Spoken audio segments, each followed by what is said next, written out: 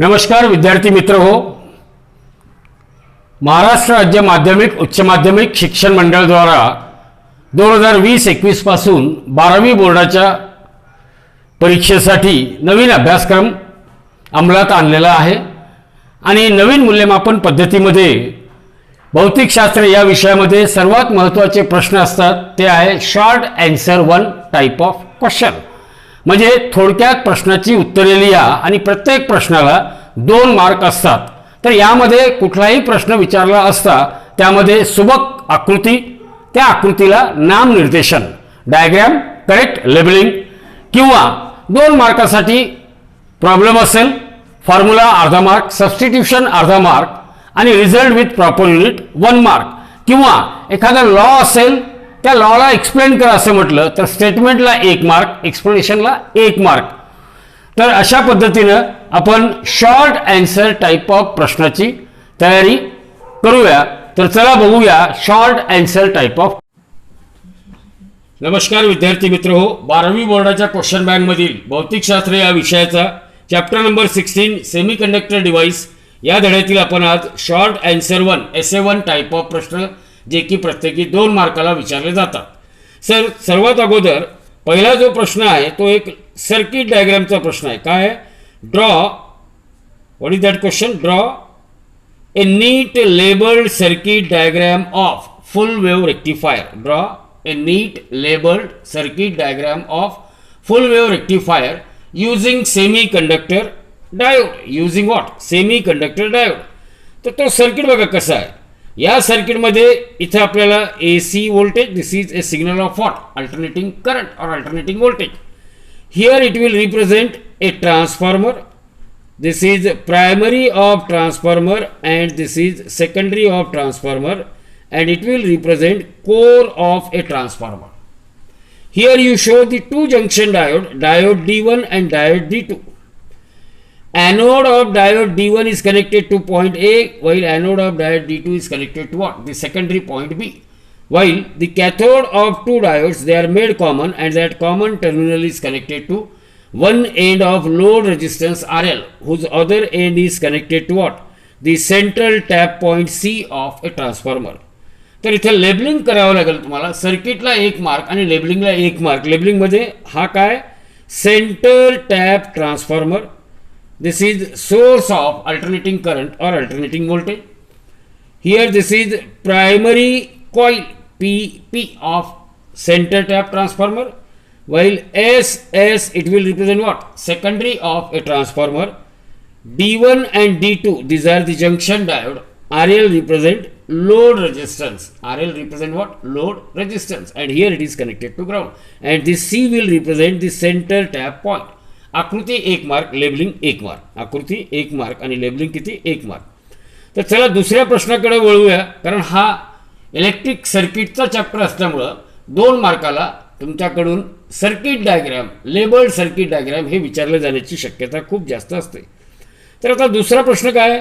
NEET labelled circuit diagram for transistor as what? Common emitter amplifier. काय सांगितलेलं आहे? Transistor as common emitter amplifier. Common emitter amplifier याचा circuit draw करायला सांगितलेला आहे. तर कॉमन इमिटर म्हणजे हा जो इमिटर आहे it should be made common. It should be made common. एक लक्षात ठेवायचं, इथं हा सर्किट कशाचा आहे? It is a circuit of transistor as a common emitter amplifier. Remember, when we are using transistor as an amplifier, when we are using transistor as an amplifier, हा जो transistor आहे हा कुठल्या टाईपचा ट्रान्झिस्टर आहे? NPN.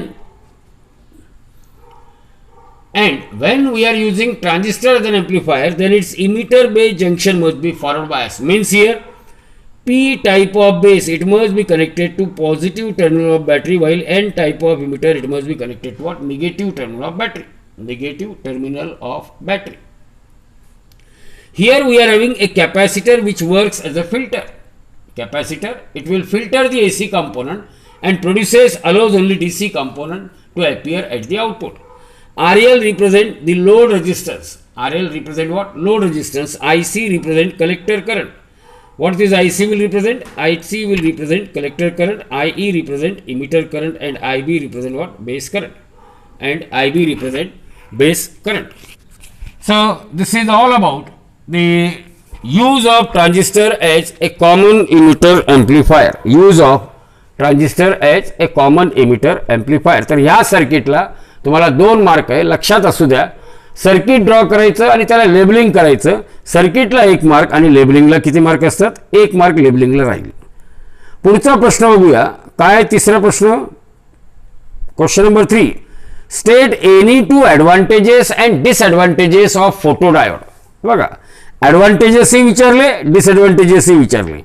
Advantages तर सोपं आहे. पहिला ॲडव्हान्टेज काय असेल त्याचा, की फोटोडायोड याचा रिस्पॉन्स कसा असतो? Quick response when they are expose to light. लाईटमध्ये ठेवल्याबरोबर त्याचा रिस्पॉन्ड आपल्याला मिळायला सुरुवात होते, म्हणजे response time is very very less. दुसरा त्याचा ॲडव्हान्टेज काय, की reverse current is linearly proportional to intensity of incident light. म्हणजे त्याचा रिस्पॉन्स कसा आहे? लिनियर. लिनियर म्हणजे straight line.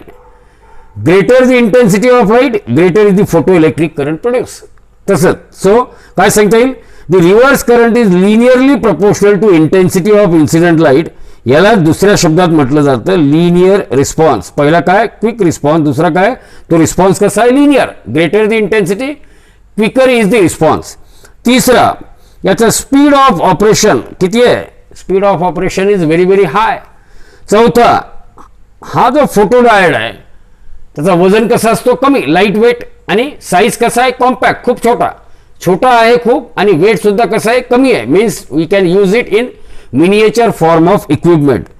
The next one is wide spectral response. For example, photodiode made from silicon. Photodiode made from silicon respond to the radiation of wavelength 190 nanometer to 1100 nanometer. म्हणजे ultraviolet radiation किंवा IR या दोन्हीलाही तो काय करतो? Respond. तर याचा spectral response जो आहे, this photodiode will have a wide spectral response. म्हणजेच जर आपण सिलिकॉनचा वापर करून फोटोडायोड तयार केलं तर तो कोणकोणत्या radiation of which wavelength it will respond? It may respond to minimum 190 nanometer ultraviolet radiation और 110 नॅनोमीटर IR. आणि कॉस्ट ऑफ, सर्वात महत्त्वाचा, relatively its cost is low. याची किंमत खूप कमी असते. तर कुठलेही 4 रिस्पॉन्स लिहा, तुम्हाला 2 मार्क सहज मिळून जातील. तर जे तुम्हाला आवडतात ते 4 रिस्पॉन्स तुम्ही लिहिले तरी तुम्हाला 2 मार्क सहज म्हणजे मिळतील. आता डिसएडव्हान्टेज म्हणजे 1 मार्काला 2 लिहिलं, ॲडव्हान्टेज 1 मार्क, प्रत्येकी अर्धा मार्क, आणि 2 डिसएडव्हान्टेज लिहायचं. तर काय डिसएडव्हान्टेज आहे? इट्स प्रॉपर्टीज आर, हे बघा यांचे जे परफॉर्मन्स आहे हे कसं आहे? Temperature dependent. Properties are temperature dependent, just like it is similar to that of what many other semiconductor devices. आणि दुसरा ड्रॉबॅक काय? Low reverse current for low illumination level. म्हणजे जर प्रकाशाची तीव्रता कमी असेल तर रिव्हर्स करंट हा सुद्धा काय असतो? खूप कमी असतो. तर प्रत्येक डिसएडव्हान्टेजला अर्धा मार्क तुम्हाला सहज मिळेल. आता चौथा प्रश्न बघूया. काय चौथा प्रश्न? State the advantages of full wave rectifier. Full wave रेक्टिफायरचे advantages.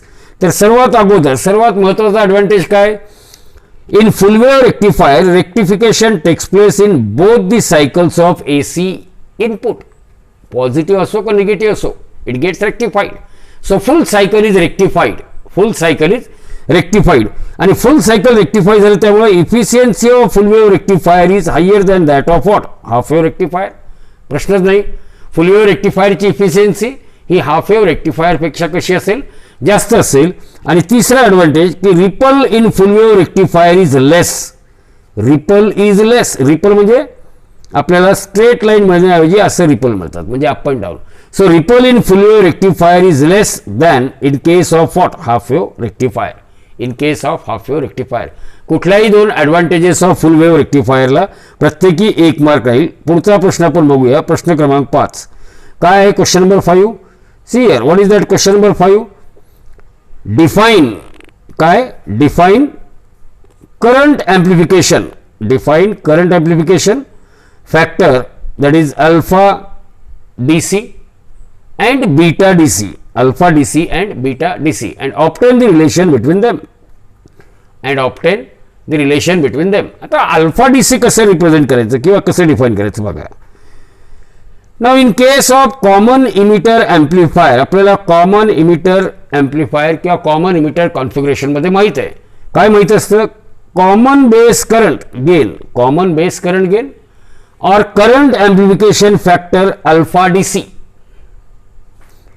It is the ratio of, कशाचा रेशो आहे, it is the ratio of collector current IC to that of emitter current IE. Ratio of collector current to that of emitter current is called alpha DC or current amplification factor तर लक्षात असू द्या विद्यार्थी मित्रांनो, in case of common emitter configuration common base current gain किंवा त्यालाच current amplification factor alpha DC, it is defined as the ratio of collector current to that of what, emitter current, alpha DC equal to IC divided by IE. आता दुसरी व्याख्या, similarly in common emitter current gain, similarly the common emitter current gain or current amplification factor, ज्याला आपण beta DC असं म्हणतो, current amplification factor beta DC, it is defined as the ratio of, कशाचा ratio, collector current to that of base current, collector current to that of what, base current. तर हे दोन्ही equation बघा, numerator तर collector करंटच आहे, फक्त alpha DC मध्ये denominator मध्ये इमिटर करंट आहे आणि बीटा डीसी मध्ये डिनॉमिनेटर मध्ये काय, बेस करंट आहे. म्हणजेच ratio of collector current to that of emitter current is called current amplification factor alpha DC. Ratio of collector current to that of base current is called काय, current amplification factor beta DC. आणि आपल्याला माहित आहे emitter current, base current आणि collector current या तिन्हीमध्ये काय संबंध आहे, IE emitter current is equal to base current plus collector current. आणि बेस करंट हा किती असतो, base current is 5% of IE आणि हा कलेक्टर करंट किती असतो मग 95% ऑफ IE. तर IE equal to IB plus IC, IE equal to IB plus IC. Now divide this equation, both the sides of this equation is divided by IC. So IC by IC, IE by IC equal to IB by IC plus IC by IC means it is 1. But alpha DC is equal to IC divided by IE. म्हणून 1 upon alpha DC equal to IE divided by IC. तसंच beta DC is equal to, what is beta DC equal to IC divided by IB. So reciprocal IB divided by IC is equal to 1 upon beta DC is equal to what, 1 upon beta DC. So you can put the value of IE by IC equal to IB by IC plus 1. IE by IC means you can write here 1 by alpha DC, IB by IC here you can write 1 by beta DC and plus 1 as it is. So finally we get, आता याला जर simplify केलं, taking reciprocal on both the side, so we will get alpha DC is equal to काय होईल, alpha DC is equal to, हे जे right side होतं हे काय होतं 1 plus beta DC 1 upon alpha DC equal to 1 upon alpha DC is equal to काय होतं, just here we can simplify it, 1 upon alpha DC is equal to 1 plus beta DC divided by beta DC. Now taking reciprocal, so we will get alpha DC equal to beta DC upon 1 plus beta DC, or beta DC is equal to alpha DC upon 1 minus alpha DC. तर हा simple mathematical relationship, याला 2 mark होतं. सहज तुम्ही या प्रश्नाचे उत्तर परीक्षेत सहजपणे लिहू शकतात. आता पुढचा प्रश्न बघूया आपण. पुढचा प्रश्न काय आहे, पुन्हा एक सर्किट डायग्राम. हा जो टॉपिक आहे या धड्यामध्ये तुम्हाला जास्त करून सर्किट डायग्रामवर 2 मार्कासाठी प्रश्न येण्याची शक्यता असते. तर त्यामुळे तुम्ही ह्या चॅप्टरला प्रिपेअर करताना सर्किट डायग्रामवर थोडंसं भर द्या, म्हणजे तुम्हाला बरेच प्रश्न 2 मार्काचे मिळून जातील. तर काय आहे तो प्रश्न, draw the block diagram of, कशाचा ब्लॉक डायग्राम काढायचा आहे, simple rectifier circuit with respect to what, the output waveform. तर simple rectifier circuit with respect to output waveform. तर हे सर्किट आहे simple rectifier circuit with output waveform. तर हा इथे एक ट्रान्सफॉर्मर दाखवला आपण. ट्रान्सफॉर्मरच्या इनपुटला किती 230 वोल्ट AC 50 हर्ट्ज आणि हा इनपुट सिग्नल दाखवणं आवश्यक आहे. आउटपुट ऑफ ट्रान्सफॉर्मरला आपल्याला AC सिग्नलच मिळणार. आणि हे दिलं आपण input to the diode rectifier. So at the output we will get ripple wave. Output is not pure DC, but it is what? DC along with AC. Then it is given as a input to the filter circuit, which is a capacitor circuit, which will remove the ripples and it will produce a such type of DC voltage. And that DC voltage will be given as a input to the voltage regulator, which may be a Zener diode. And across the load resistance we will get such smooth DC voltage. We will get what? Such smooth DC voltage. तर block diagram of simple rectifier circuit with respect to output waveform 1 2 3 4 5. आणि devices किती आहे? Transformer, त्यानंतर rectifier, त्यानंतर filter, त्यानंतर काय voltage regulator आणि शेवटी काय असेल? Load resistance. तर याला 2 mark. Circuit with output waveform. पुढचा प्रश्न बघा. Give the truth table for. काय सांगितलं त्याने? खाली एक लॉजिक सर्किट दिलेलं आहे, त्याचं ट्रूथ टेबल द्या म्हणून सांगितलेलं आहे. आता हा जो गेट आहे, हा गेट कुठला आहे? हा आहे अँड गेट. आणि हा जो गेट आहे, हा गेट कुठला आहे? NOT gate. So AND gate followed by NOT gate म्हणजेच काय असेल? हा गेट नॅन्ड गेट असेल. हा गेट काय असेल? नॅन्ड गेट असतो. तर आता इथं बघा, जर मी सांगितलं की ए आणि B, A and B are the 2 input to the AND gate. What is the output of AND gate? A dot B. A dot B is a input to the NOT gate. Then what is the output of NAND gate? It is A dot B. याचा काय? Whole complement. Complement of A dot B. Complement of what? A dot B. तर याचा truth table आपल्याला लिहायचं आहे. Truth table कशा पद्धतीने लिहू आपण? NAND गेटचा ट्रूथ टेबल जर आपल्याला लिहायचा असेल तर पहिले आपल्याला Boolean expression for NAND gate लिहावं लागेल. Y equals to A dot B whole complement. This is the Boolean equation for which gate? NAND gate. Boolean equation for what? NAND gate. आता एक एक करून बघूया आपण. आता इनपुटच्या पॉसिबिलिटीज काय असेल? Inputs are A and B.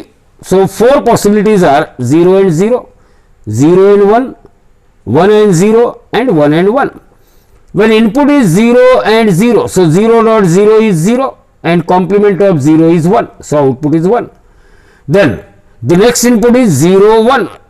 So input is 0 dot 1 whole complement. 0 into 1 is 0, complement of 0 is 1. So दूसरा स्टेटमेंट झालं. तिसरा बघूया. Inputs are 1 and 0. So 1 into 0 whole complement. 1 into 0 is 0 and its complement is 1. So this third one is 1. आता चौथा आणि शेवटचा, when both the input of NAND gates are 1. So it is 1 into 1, 1 into 1 whole complement. It is 1 into 1 is 1, complement of 1 is 0. म्हणजे फक्त चौथ्या कंडिशनमध्ये NAND गेटचा output काय असतो? 0 असतो.